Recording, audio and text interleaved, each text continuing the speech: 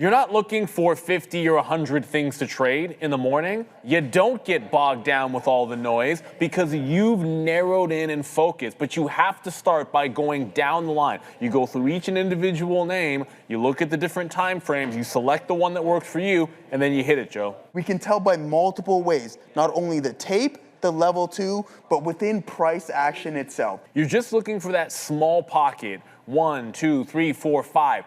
So that you are focused on a few ideas that are going to make you the best returns.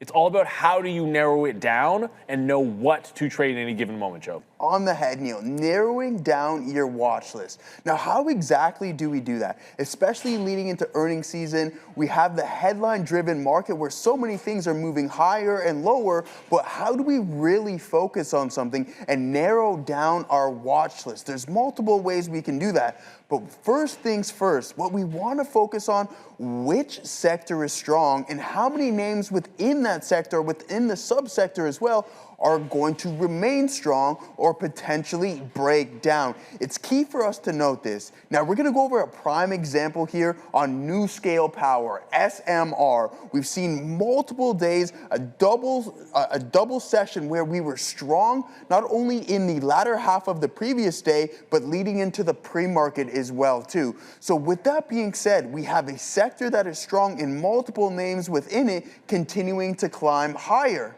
But at some point, something's got to give. And that's exactly what we established here. We narrowed down our watch list. We had the headline-driven market, but let's focus on the nuclear power sector and see if we can find a trade within that. So exactly what we have going on here is a pre-market rally, a yesterday later in the session rally from 2 o'clock on, but then as we open, the sentiment changes within that underlying session. So what we want to focus on here is, are we going to remain weak, or are sellers going to break this down and remain in control? Now, what we have to do here is essentially, once we've narrowed everything down and we've hyper-focused on a stock, we can tell by multiple ways, not only the tape, the level 2, but within price action itself. So opening drive, the first 10 minutes of the session, we have an aggressive selling candle,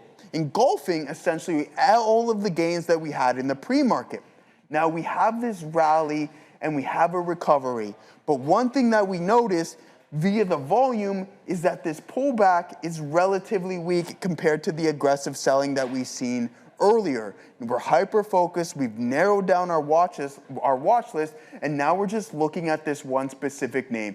We have a pullback into the volume-weighted average price, and then we have this initial flush lower in which we start to take partials out.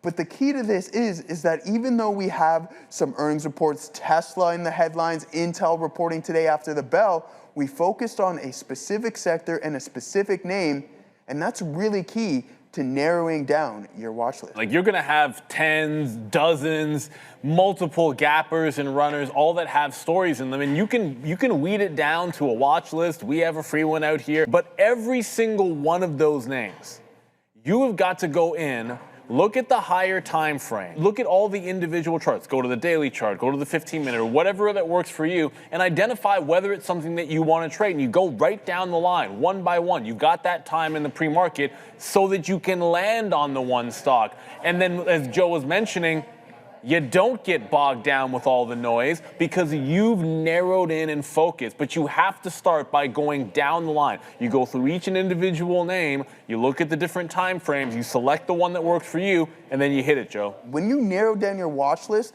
and you're thinking of a game plan, it also gives you the opportunity to audible, just in case plan A doesn't work and then we turn to plan B. So essentially what we have here is this pullback into the volume-weighted average price, in which I was initially anticipating a continuation of yesterday's strong session and the pre-market, but that wasn't the case. So we flip the thesis, we go to plan B, and we're prepared to give back the majority of the rally that we see not only in the pre-market, but on yesterday's session as well.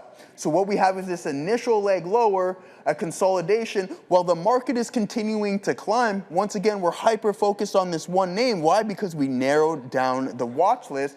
The market's climbing, we have NuScale Power not participating in the rally, and then boom, we add into this position, we reload it, and then we have the headline sensitivity step in, and sure enough, what does that do? As the market starts to pull back in, we have the additional leg plus an increase of share size for that second leg lower. But none of this happens if you don't narrow down your watch list, you weave out all of the names with the noise, and you hyper-focus on that one specific trade. You're gonna have all kinds of signals going off in your head or popping off, gappers here and there. You just wanna make sure you take emotion out of it, and you do that a lot of times with your pre-market preparation and knowing what you wanna focus on. So maybe the market's going crazy, but you don't have to go crazy because you know what you've got your focus with.